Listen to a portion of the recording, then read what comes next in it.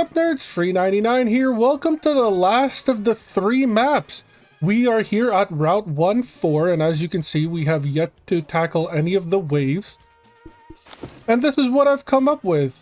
Obviously, the monsters will start coming up from the top, work their way down here on the right, make a right turn, I believe, and then another right going up, all the way towards the left side of the map, going down, and then right, and then down. This map features 7 field locations, 1 grass location, no water, and 5 mountains. And this is basically the setup that I have theory crafted. Hopefully it'll work. As always, we've got Halucha with its amazing range, being able to take out high armor units. We've got Whimsicott here, who is able to heal for a 5% chance. They're holding the zoom lens, which means we essentially double that chance because they're shooting 2 projectiles. So 10% to heal. That heal will come in handy for Salsa Verde. The Maractus, we're using the 1 grass location to double its power. And after healing, we don't actually have to heal a heart. Whimsicott just has to proc that that chance, and they will get reduced attack speed by 50%. So they go from 15 to under 1 second, 0.75. So instead of attacking twice every 3 seconds, they now attack at a lot faster rate. I'm not about to do the math. So yeah, I believe it's like 3 every 2 seconds, something like that, if the math is right. I'm not entirely sure. But anyway, yes, and each of their hits will deal over 500 damage. They do hit in an area, which means any Pokemon in this range, when they attack, will be dealt damage to. We're bringing back the good old trio of Scratchers, Legion, Copying Scratchers, and Duck. Weavile, it's for over 550 at essentially twice per second, with a critical hit chance of 85%. Their range isn't that big. This compensates for the fact that their crits do double damage. And we've given them the badge of honor in order to deal more than the 425 that they're normally used to having. Legion, it's for over 600 damage, but that of course comes with the caveat of hitting for only 0.5 seconds. They still have the same crit chance, still small range. They have copied the super critical ability, and what makes them very high DPS is Duck. 207 damage isn't a whole lot, a recharge of 1%, a critical hit chance of 100% thanks to their leak, plus their critical hit damage does double, which leads me to believe that their critical aura doesn't affect them. Their critical aura increases critical damage of Pokemon within range by 50%. So Legion and Scratchers actually hit for 150%, if I am to believe how crits work. Regular crit is 50% more damage. Critical crits do twice damage, so that's double the, 500? So that's 1,000 if they crit, plus the 50% coming from Duck, which is 1,500 every single time they crit. I'm assuming that's how it works. Correct me if I'm wrong. We've got Big Dog. They hit for 600 with a splash attack. Unfortunately, the ones that take the splash damage only deal half damage to them. They do have 40% crit chance, which is nice, and the Thick Club is what is allowing them to hit for 600 damage, over 600 damage. We've also got Eagle Eye. Anytime there is a mountain area, there are our go-to person. 755 damage, recharge time of a 1 second flat, critical hits of 30%. Their Vigilant ability doubles their area in the mountain. That's why they have 360 range, I believe. And the Sharp Beak increases their damage up to 50% based on how far the opponent is when they do the attack. Xatu has basically become our go-to eye in the sky. Totem Pole has just under 500 damage at a recharge rate of under a second. Critical hits doesn't actually matter, but the range is 450 range. Plus, they do have True Sight, and thanks to this True Sight, the Silph Scope gives them plus 15 damage and plus 60 or 15 range, excuse me, and plus 60 power. So the 210 actually doubles to 400, and well, it's 210 plus the 115, or the 115. 210 plus the 15 equals 225, I believe. And then 225 times 2. Why is it 240? Wait a second. Something doesn't add up here. Unless it also shows the double in range. Yeah, because 210 minus 240 is 30. So it's showing the 15 that gets doubled as well. Okay, that makes a lot more sense now.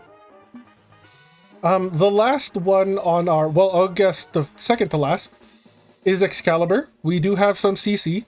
225 damage, not a whole lot. Recharge time of 1.5 seconds, which is a little fast, but they do slow the targets for 2 seconds, which means they attack faster than the slow wearing off.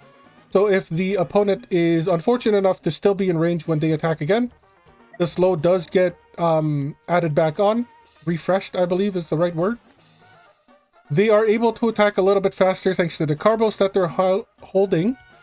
And then we've got a stunner as well, in case we get to the higher waves and we have to switch between stunning the enemy and slowing them down. Because as we have learned in the past, there are enemies that are immune to stun and there are enemies immune to slow. And we have to pick and choose based on which of the mix of the enemies that are coming down. Lighthouse the Ampharos hits for 162, which isn't a whole lot. The recharge time is 1.5, basically the exact same stats as Aegislash, except instead of being able to slow for 2 seconds, they have a 30% chance to stun for 1.5 seconds. And again, if the opponent is unlucky enough to be stunned... Oop, I didn't put them down. That would have been catastrophic. Put them down, save it in 2. Yes, if the opponent gets stunned the first time, and since they're attacking faster than how long the stun lasts, if the opponent is stunned the first time and then does get stunned again, they are essentially stun locked where they stand.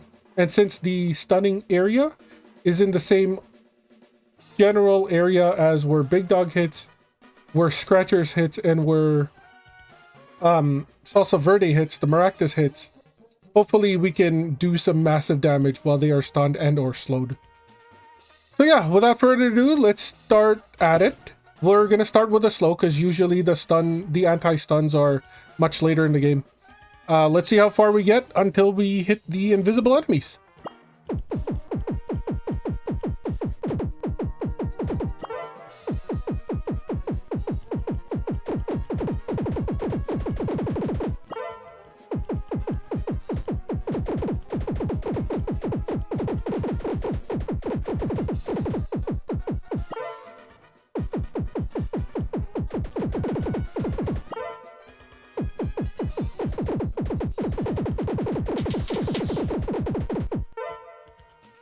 So that didn't take long. Wave 6, and we already have Dittos coming up.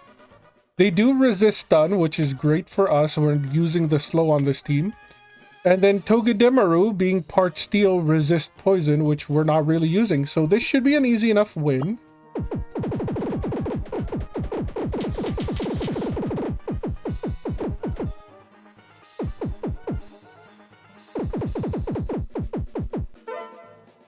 We've got our canines coming down now. They resist burn, which we don't use, so we should be fine hitting auto.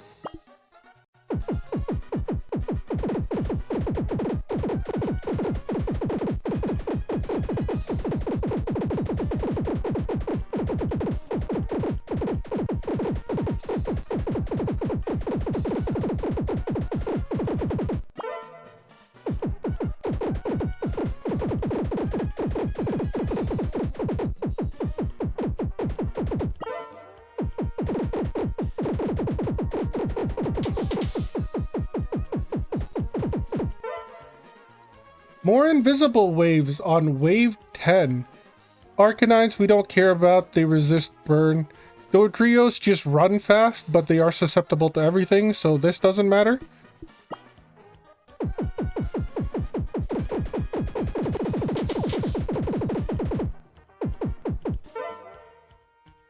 We've got fractures now. They just have high armor and health, which is why we're running anti-armor with El Toro Fuerte. Let's go ahead and hit auto.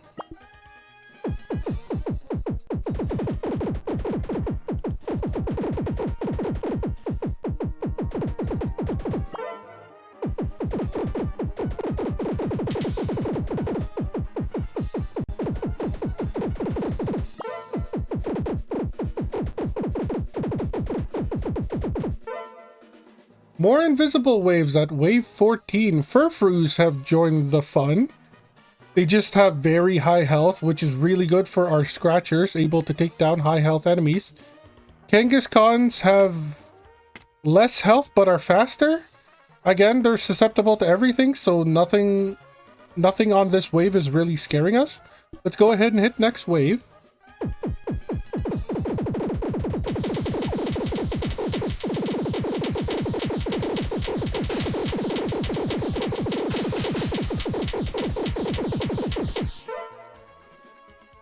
So the Dittos have been replaced by Fracture. Bit of armor, bit of health, nothing really scary. Let's go ahead and hit auto.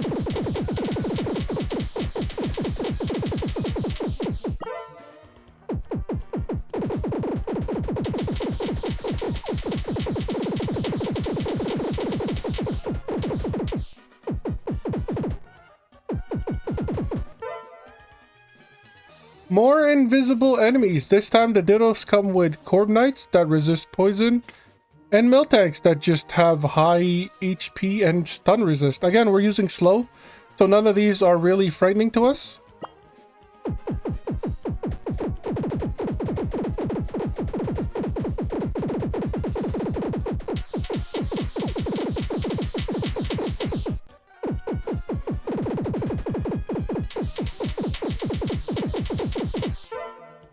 Trevenant have started joining the waves. I guess they have armor and health.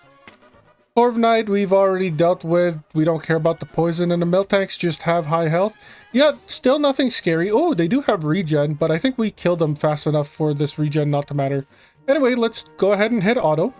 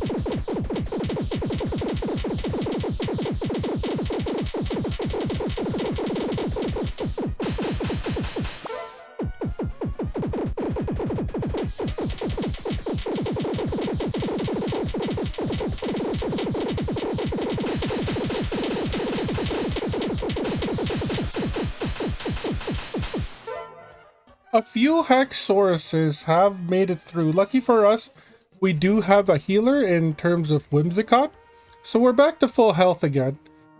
This time, with the invisible waves at wave 36, we've got Ladians who I guess are speedy. Our canines are back, Dodrios are pretty speedy, Furfroos just have a lot of health, and then the invisibles that are Ditto. Nothing really scary, I think we're still fine. Let's hit next wave.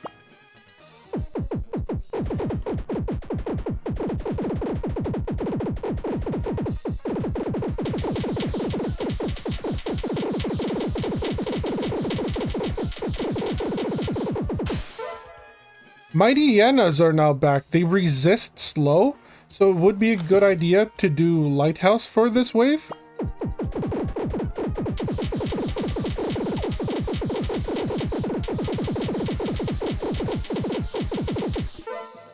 No, we didn't even get to the part where they hit Lighthouse, so that was a bit of a pointless swap. Chanseys are here, they do have a bit of regen, Trevenants can be hit by anything, and Furfroos are back. I think we can hit auto here and be fine.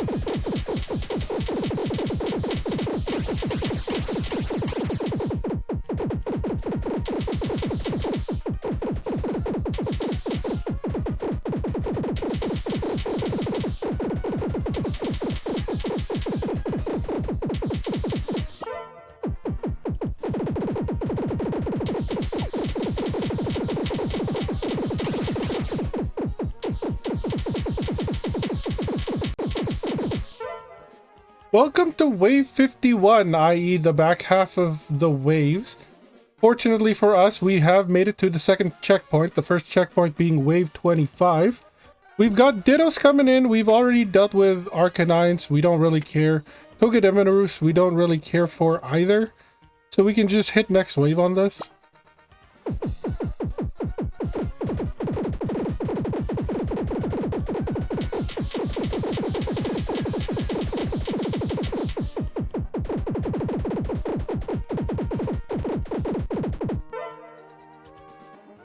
Dodrios, I don't really think we care for. Togedemaru and Mighty Hyenas we've already fought, so we're just gonna hit auto.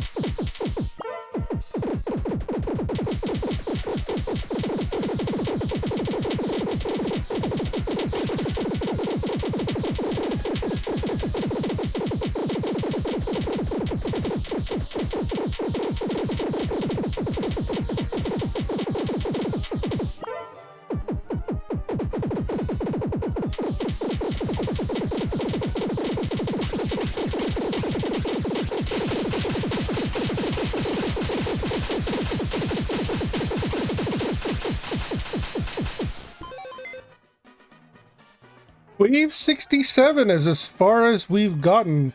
More and more Pokemon have started passing through our defenses, which is also a little bit frightening. What can we do to make this better? I think we're gonna need to reshuffle some guys. I don't think Scratchers and Ditto are okay anymore. We should get rid of them. We should get rid of... Where is Weavile? At the end. Let's say goodbye to Duck as well.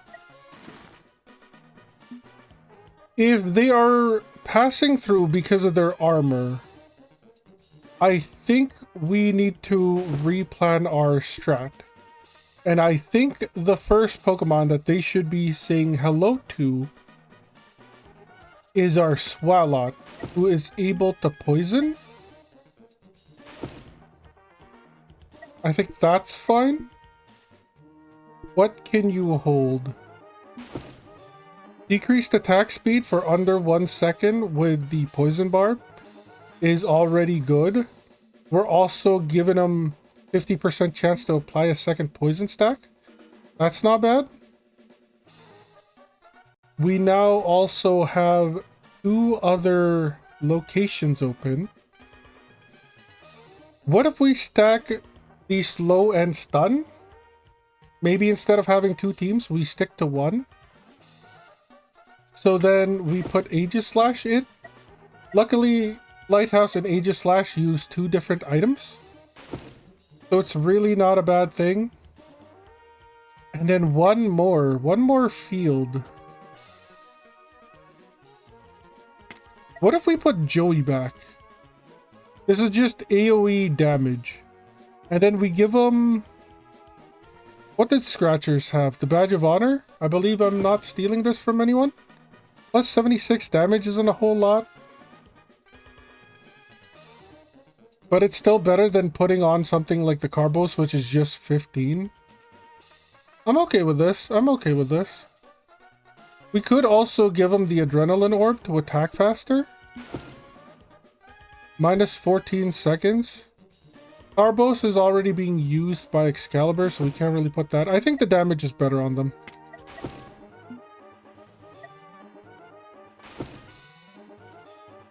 Let's see how far this will take us. Maybe we'll save this as 3.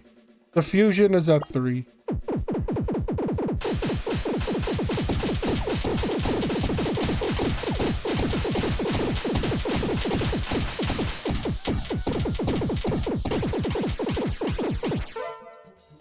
So far, so good. Nothing has passed by. Let's see how far this will get us.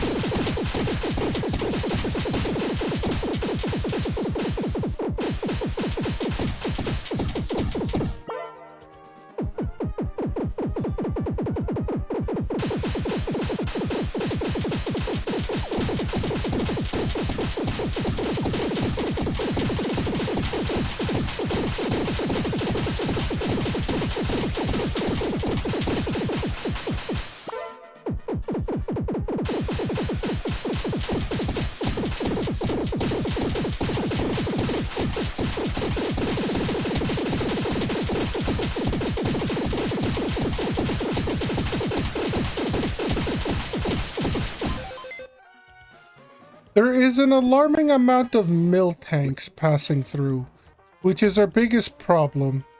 Haxorus, not really, just because they're able to be stunned and slowed. I'm not entirely sure what the Miltank's weakness is. So let's go ahead and hit next wave until we find one.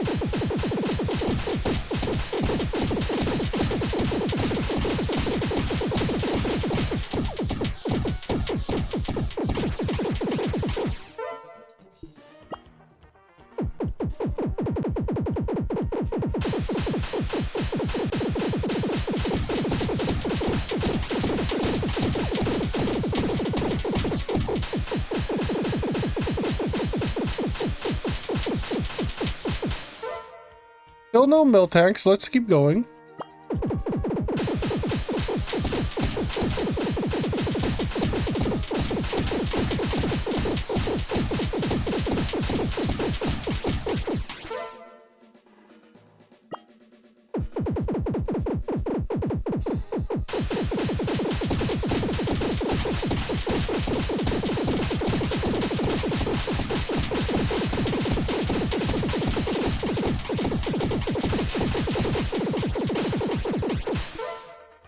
Still nothing. Haxorus should be able to be taken care of.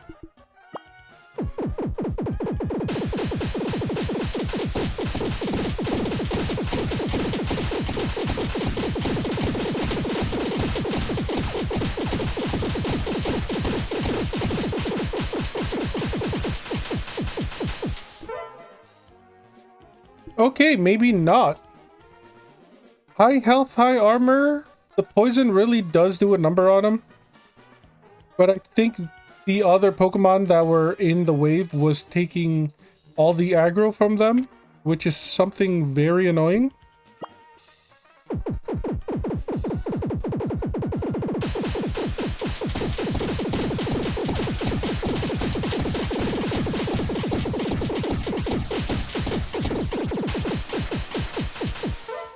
Still no Miltanks.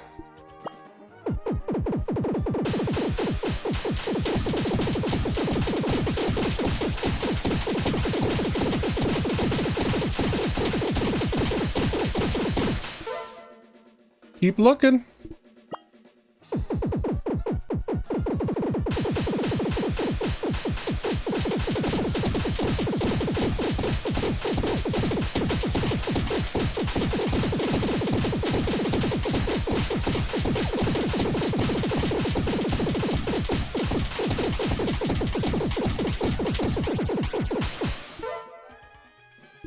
Finally, the Miltanks have shown themselves. Wave 58. So they have a lot of health and they resist stun. That's going to be annoying to deal with because there are some Pokemon out there that resist slow that we do have to mess with. Like the Mightyena. Although the Mightyena don't have that much of health to begin with. So maybe Lighthouse has to go. Maybe we just ignore all the Pokemon that are immune to stun or immune to slow and hope that the rest of our team can take him out. So what can we put in that is a replacement for Ampharos? What if we do Clefable? They hit pretty hard, 967 plus 455. So like 1,400 damage. Isn't bad. We can also give them their Star Candy. So they gain increased range as well. So now it's like over 200 range. Let's try this out. Space is now in. So how do we want to do this? That's a massive range. That is absolutely massive. I think you're better off like in here though. Just so you can hit more of the map. And then we'll even make you target high health. I think this is fine. Let's just hit auto and see how far we get.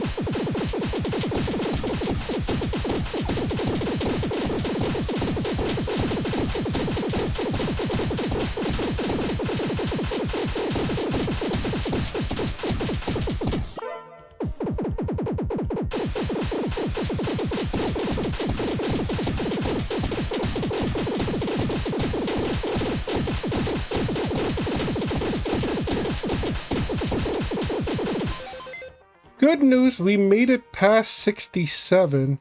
Bad news, we die at 69. Nice. Well, yeah, so we've passed 68 waves.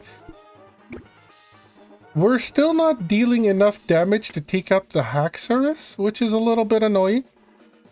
So what can we add to the team that will help deal with them? I don't think CC is the answer. I think the poison is already doing what they're good at. Although we could give them the toxic orb instead. Hope that the guaranteed poison stacks are better than faster recharge. We could also move it around so that the slow hits before the poison.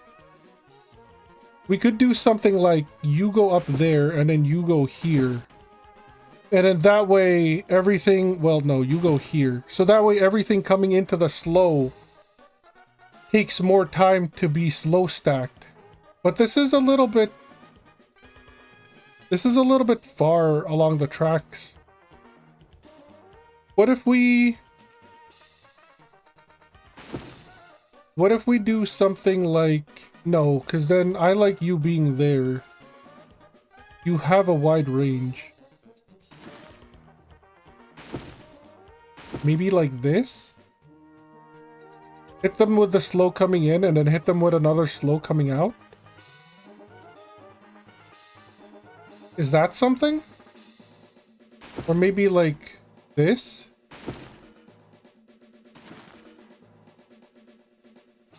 This could also be something. Let's try it. Let's try it.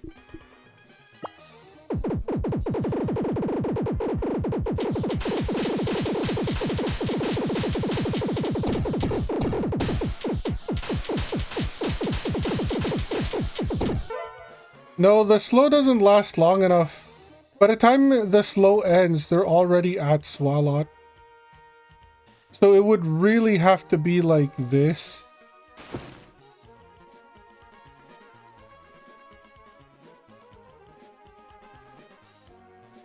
Yeah, it would have to be like that.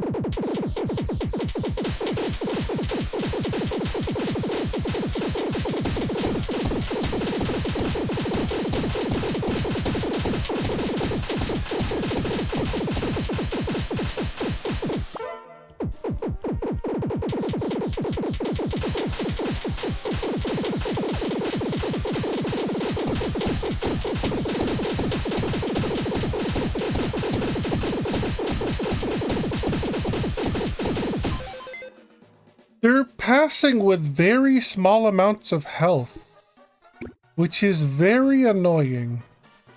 Very, very annoying. Unfortunately, we've run out of time for this episode. For now, as always, I've been Free99. You've all been amazing. I'll catch you next time.